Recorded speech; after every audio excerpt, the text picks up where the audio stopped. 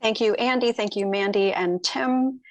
And we're gonna leapfrog from that high-level vision and the frisson that was created there and try to dig down a little bit now and spend the rest of the day fleshing out what that vision could look like in various dimensions and domains. So let me introduce the first panel, and with the goal of identifying financing and payment transformations in a visioning context that we think need to occur to enable a resilient care system that is efficient and that is effective at delivering health and healthcare.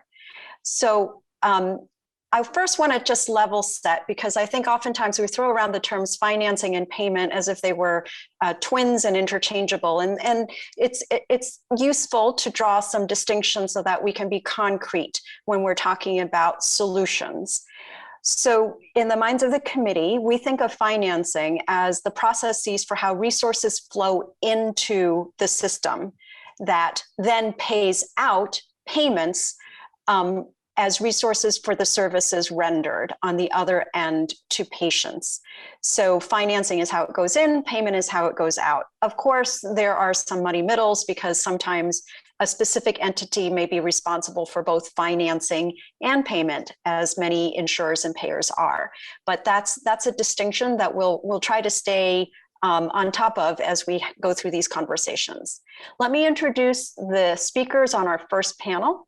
Dr. Dawn Alley is the Chief Strategy Officer at the CMS Innovation Center. She previously served in various leadership roles in the Secretary's Office and the Office of the Surgeon General, and has extensive expertise in value-based care as well as population health and aging.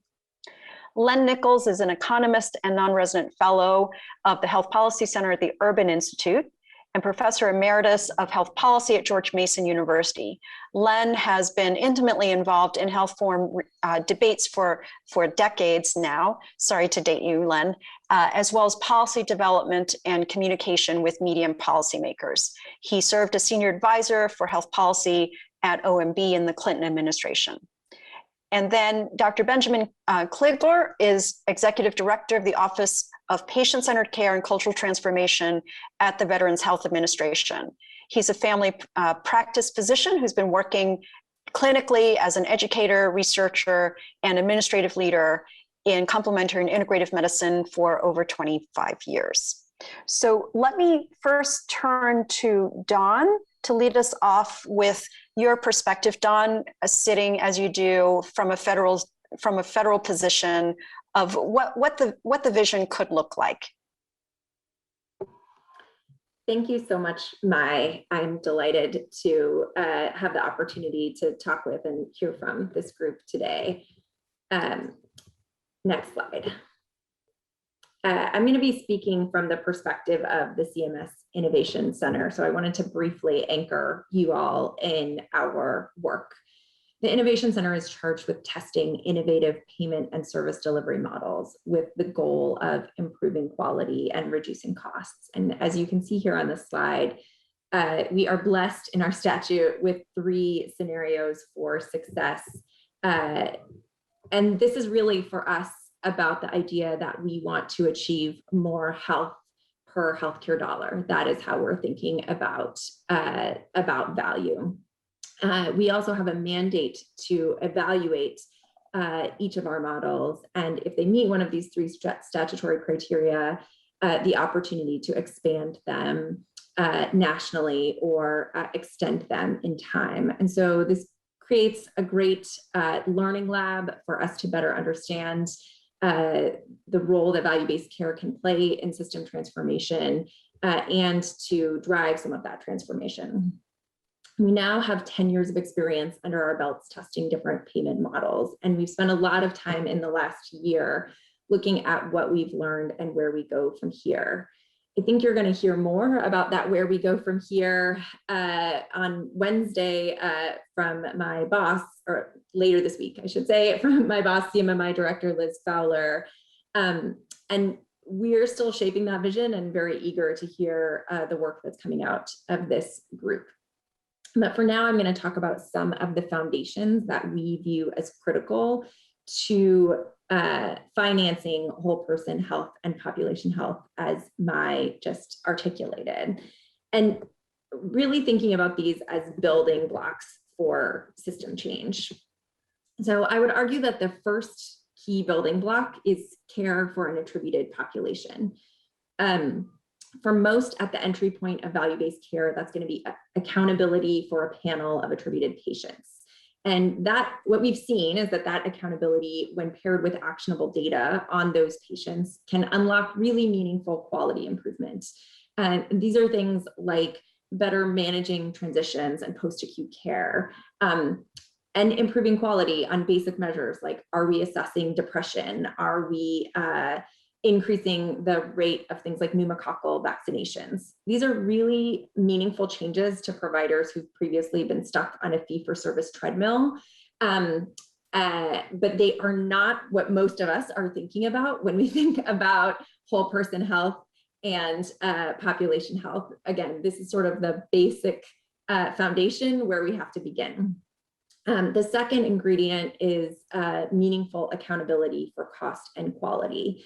And when we start to have this kind of accountability, what we see are things like hiring community health workers, screening for health-related social needs, really leveraging telehealth, MA plans that are offering supplemental benefits, ACOs that are using different ways to engage patients.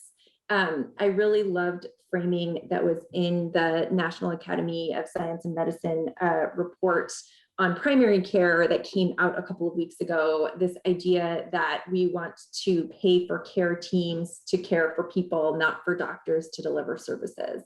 And when we have meaningful accountability for cost and quality, that's the kind of care that we really start to see. But while that may help us inch toward whole person care, I think that's still not getting at what we're talking about frequently when we're talking about population health and delivering healthy communities. And that's where the third ingredient comes in, which is scale. This is where we really start to see community level investments that make business sense and can become sustainable. So a couple of examples I wanted to highlight here. There are lots of ways to achieve scale, but one of them that we see in our CMMI models is through geographic models and multi-payer models. So we have two examples of this through our Vermont all-payer accountable care organization and in the Maryland total cost of care model. One really interesting practice that we are seeing pop up in both of those states is sustainable financing for a program that some of you may be familiar with, the Support and Services at Home model, SASH. So this is solving for a persistent challenge in population health, which is that often there are very efficient place-based solutions for which there's no clear pathway to financing at the individual level. So if we have a Section 202 housing development that has a population of low-income seniors in it, probably many are duals. Typically, they're going to be members of different Medicare Advantage plans, maybe attributed to different ACOs. And even though we know from prior work that having some on-site nursing and care management support can improve quality and reduce costs, there may not be the critical mass for any one payer to say, okay, we should put a nurse in this building. But again, what we're seeing in both Vermont and Maryland is sustainable financing of these programs where we have really reached the scale that these sorts of place-based and community-based approaches begin to make sense for more than one accountable entity. Another great example is work that is happening in Cleveland, where we have an accountable health community site.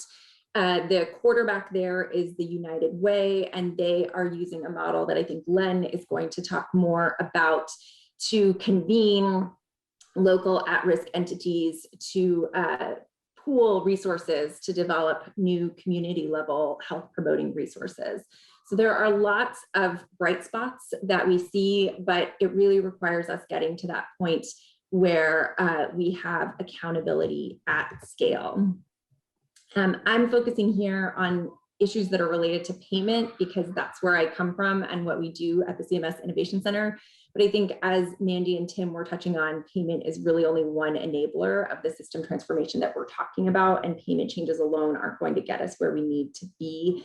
We need actionable data, we need quality measurement of outcomes that matter to people, and other factors I'm sure that we will touch on in our discussion as well. The last area I wanted to mention before turning it over to the next speaker is health equity. We know that a health system is not high value if it is perpetuating and exacerbating disparities. And so we're really actively engaged now in looking at how we can incorporate an equity lens into every element of our model life cycle, looking at the communities that are engaged in our models and those that are not, the participants that we are reaching, how we need to collect data, how we need to evaluate our models. And I think that offers one additional opportunity to help make sure that as we move toward whole person health, we're doing so in a way that delivers those outcomes for the whole population that we're seeking to serve. Thanks, Dawn. Yeah, no, that was great. And I think you threw down the gauntlet on several fronts there for others to pick up the threads on.